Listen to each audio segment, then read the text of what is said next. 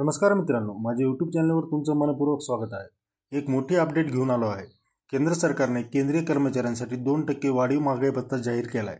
त्यामुळे आता एकूण डीए हा 55% झाला आहे। पण राज्य सरकारचे कर्मचारी आणि पेन्शनधारक मात्र विचारत आहेत की ही वाढ त्यांना कधीपासून लागू होणार आहे।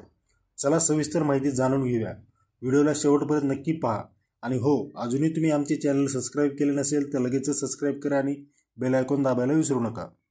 केंद्र सरकारची घोषणा 1 जानेवारी 2025 पासून केंद्रीय कर्मचारी व पेन्शनधारकांना 2% वाढीव डीए लागू करण्यात आलेला आहे।